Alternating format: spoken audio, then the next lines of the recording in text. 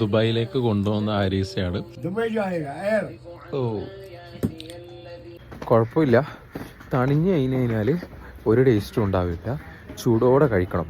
പിന്നെ ചിലപ്പോൾ bread unlimited ആയിരിക്കും.